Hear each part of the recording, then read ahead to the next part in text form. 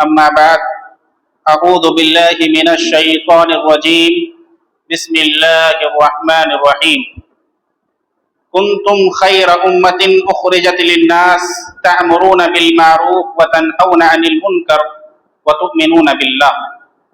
اللہ رب العالمین نے فرمایا کہ تم ایک بہترین امت ہو جو لوگوں کے لیے نکالی گئی ہو، بھلائی کا حکم دیتے ہو اور برائی سے روکتے ہو، وَتُؤْمِنُونَ بِاللَّهِ اور اللہ پر تم ایمان رکھتے ہو۔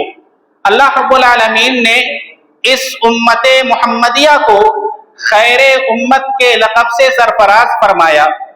اس کی وجہ کیا ہے؟ کیوں کہ تم بھلائی کا حکم دیتے ہو اور لوگوں کو برائی سے روکتے ہو۔ اللہ رب العالمین نے فرمایا وَمَنْ أَحْسَنُ قَوْلًا مِّمَّنْ دَعَا إِلَى اللَّهِ وَعَمِلَ صَالِحًا، کہ اس شخص سے اچھی بات کس کی ہو سکتی ہے جو لوگوں کو اللہ کی طرف بلائے اور کہے کہ میں مسلمانوں میں سے ہوں، میں فرما برداروں میں سے ہوں۔ اللہ رب العالمین نے سورہ آل عمران کے اندر ارشاد فرمایا لَقَدْ مَنَّ اللَّهُ عَلَى الْمُؤْمِنِينَ إِذْ بَعَثَ فِيهِمْ رَسُولًا مِّنْ أَنفُسِهِمْ يَتْلُو عَلَيْهِمْ آيَاتِهِ وَيُزَكِّيهِمْ وَيُعَلِّمُهُمُ الْكِتَابَ وَالْحِكْمَةَ وَإِنْ كَانُوا مِنْ قَبْلُ لَفِي ضَلَالٍ مُبِينٍ، کہ اللہ تبارک و تعالی نے مومنوں پر ایک احسان کیا کہ انہی میں سے ایک رسول کو بھیجا جو اللہ کی آیات پڑھ پڑھ کر ان کو سناتا ہے، وَيُزَكِّيهِمْ ان کا تزکیہ کرتا ہے، انہیں گناہوں سے پاک کرتا ہے، انہیں برائیوں سے بچاتا ہے، انہیں بھلی باتوں کا حکم دیتا ہے، وَيُعَلِّمُهُمُ الْكِتَابَ وَالْحِكْمَةَ اور انہیں کتاب و حکمت کی باتیں سکھلاتا ہے۔ اس سے پہلے لوگ بڑی گمراہی کے اندر موجود۔ میرے بھائیوں، آج جس محفل کے اندر ہم جمع ہوئے ہیں، جس محفل میں بیٹھے ہوئے ہیں، اس محفل کی بڑی فضیلت ہے۔ حدیث میں آتا ہے کہ جو اللہ کی کتاب کو پڑھتے ہیں، لوگوں کو پڑھاتے ہیں، سیکھتے ہیں اور اللہ کے گھر میں سے کسی گھر کے اندر جمع ہوتے ہیں، إِلَّا نَزَلَتْ عَلَيْهِمُ السَّكِينَةُ، ایسی مجلس پر اللہ کی سکینت نازل ہوتی ہے۔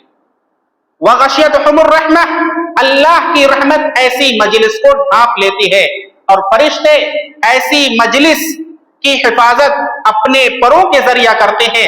اللہ تبارک و تعالی ایسے لوگوں کا تذکرہ جو اللہ کے گھر میں جمع ہوتے ہیں، دین کی باتیں سیکھتے ہیں، دین کی باتوں کو جاننے کی کوشش کرتے ہیں، اللہ تبارک و تعالی ایسے لوگوں کا تذکرہ اپنے یہاں کرتا ہے۔ میرے بھائیوں، اس لیے اس مجلس کی بڑی فضیلت اور بڑی اہمیت ہے۔ پیارے بھائیوں، انسان کی تخلیق سے پہلے آسمان یوں ہی چمکتا تھا، زمین یوں ہی آباد تھی، حیوانات نظام فطرت کے مطابق زندگی بسر کر رہے تھے، اس کے پابند تھے۔ فرشتے اللہ رب العالمین کی عبادت میں مشغول تھے، مصروف تھے، اور جنات پہلے ہی کی طرح زندگی بسر کر رہے تھے۔ سورج یوں ہی چمکتا تھا اور چاند یوں ہی دمکتا تھا، بلبلیں یوں ہی چہکتی تھی اور پھول یوں ہی مہکتے تھے، یعنی کائنات کا نظام روا دوا تھا۔ لیکن سوال پیدا ہوتا ہے کہ انسان کو تخلیق کرنے کی ضرورت کیوں پیش آئی؟ اسے اشرف المخلوقات بنانے کا فیصلہ کیوں کیا گیا؟ کیا اس سے پہلے جو مخلوق موجود تھی وہ کافی نہیں تھی؟ وہ کون سی ایسی خوبیاں تھی جو پہلے مخلوق کے اندر نہیں تھی اور انسان کے اندر تھی، جس کی وجہ سے اللہ رب العالمین نے انسان کی تخلیق فرمائی؟ میرے بھائیوں، وہ خوبی صرف اور صرف علم کی خوبی ہے۔ اللہ رب العالمین نے جب حضرت آدم علیہ السلام کا مجسمہ بنایا اور ان کے اندر روح پھونکی گئی تو حضرت آدم علیہ السلام چلتے پھرتے ایک انسان بن گئے۔ تو سب سے پہلے اللہ تبارک و تعالیٰ نے حضرت آدم علیہ السلام کو علم کی نعمت سے سرفراز فرمایا۔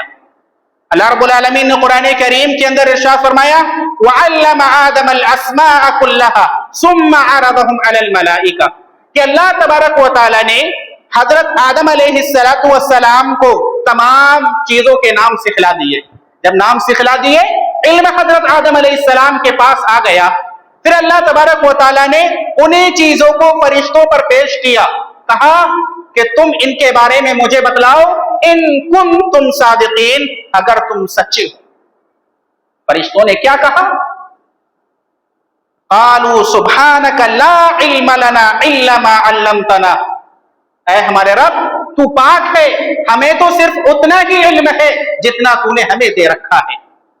تو فرشتوں سے حضرت آدم علیہ السلام کا علمی مقابلہ کرایا گیا، حضرت آدم علیہ السلام ان سے جیت گئے۔ تو علم کی یہ خوبی تھی جس کی وجہ سے فرشتوں نے حضرت آدم علیہ السلام کو سجدہ کیا۔ میرے بھائیوں، علم کی بڑی فضیلت ہے، اس کا مقام بہت بلند ہے۔ جو قوم تعلیم حاصل کرتی ہے، علم سیکھتی ہے، وہ قوم عروج پر جاتی ہے، وہ قوم ترقیاں کرتی ہے، اور جو قوم تعلیم کو چھوڑ دیتی ہے، علم کو حاصل کرنا چھوڑ دیتی ہے، وہ قوم پستی کی طرف آتی ہے۔ میرے بھائیوں، انہی چند باتوں کے ساتھ اب میں بلا تاخیر شیخ محترم فضیلت الشیخ عزیز الرحمن السراجی حفظہ اللہ کو دعوت دیتا ہوں کہ آپ آئیں اور ہم تمام سامعین کو اپنے خطاب سے مستفیض فرمائیں۔ آپ کے سامنے فضیلت الشیخ عزیز الرحمن سراجی حفظہ اللہ۔